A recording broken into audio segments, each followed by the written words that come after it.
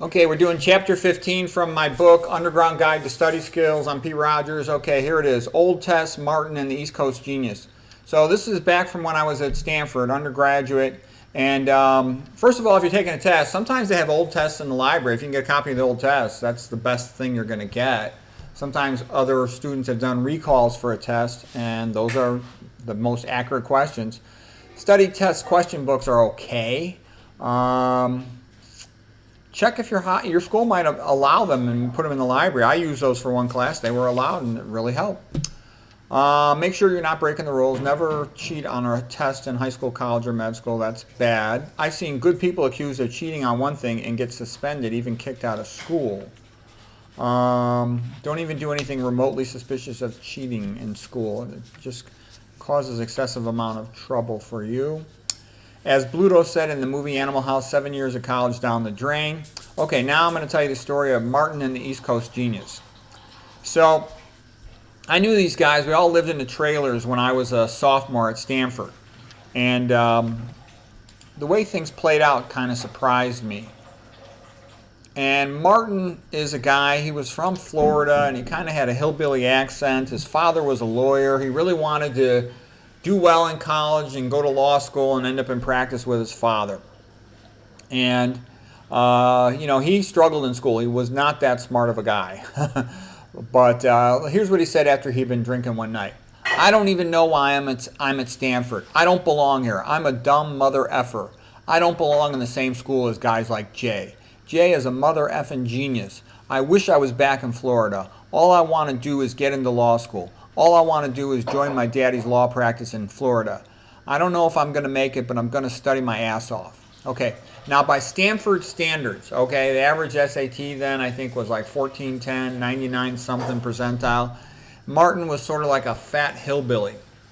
He had a folksy accent, he swore a lot.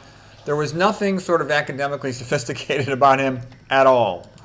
Okay, he always looked exhausted. He studied nonstop all the time. Jay, the other guy living in the apartments there, he said Martin studied more than anybody ever knew. I lived in the same four-person trailer apartment with him. Martin, I never ever saw the guy. He was always just studying. But he made it. He graduated. He did well. He went on to law school, and as far as I know, he joined his dad's practice in law. Now, the other guy that was interesting was this East Coast Genius guy. He's the guy who had the most prestigious sort of high school background, family background, academic background. And Jay was a super smart guy. He was a guy getting A+ in calculus and physics at Stanford, which is incredibly smart. And he said that the East Coast Genius was smarter than him, for what that's worth. Okay? So you would think that East Coast Genius was the best student, but out of all of us, he was the worst student. And you say, well, how could a guy so smart be the worst student? And the thing was, he wasn't motivated. He couldn't make up his mind what he wanted to major in.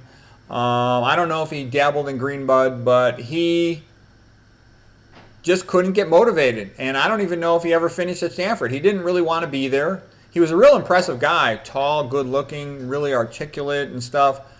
And we all liked him. He was a good, nice guy, but I know he flunked some classes and I felt sorry for him, but I think he just couldn't motivate him. I think he might have dropped out of Stanford because I'm telling you, that intense personal drive, that's more important than IQ.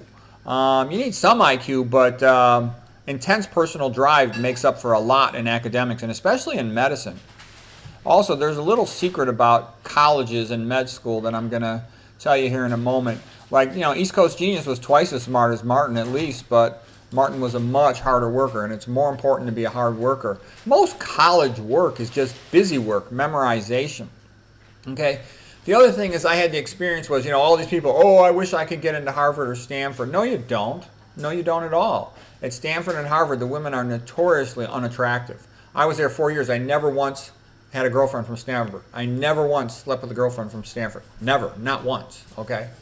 In high school, you could go to a party. There's always a bunch of pretty girls around. You know them, and sooner or later, you'll have a girlfriend. Okay? Whereas not like that at Stanford. There were hardly any parties. Social life was miserable.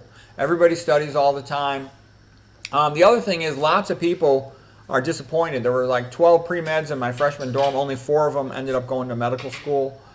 And then when I get to med school, I see all these kids that went to these local, schools, these commuter schools. Junior college, then a commuter school, paid next to nothing in tuition. So why go to some big fancy place, Stanford, Harvard, pay 50, 60, 70,000 dollars in tuition only so they weed you out and flunk you out? For what? That's important to realize, because the kids that went to all these cheap little junior colleges and computer schools, they did fine in med school. Med school is not difficult. It's just a lot of work. When I say it's, what I mean by that is you just have to study all the time, because there's tons and tons of stuff to memorize, and they make you do a lot of busy work. So you just have to do it. And I can also tell you, in medicine, there's lots of doctors who are not very bright. Now, you may be surprised to hear that, but they went to some small junior college. They got the grades they needed. And I know a lot of doctors that are illiterate. And again, you're probably thinking, oh, that's BS. No, I know them. They can't write 2 paragraphs in English language, coherent and correct. Anyways, but they're all going to be pretty hard workers, because you have to be a hard worker in medicine, because it ends up being like an assembly line. And the people who run hospitals, they don't give a shit about patients. No one cares about patients. Patients are like a big joke, okay? Patients are a bunch of chumps the system makes money off.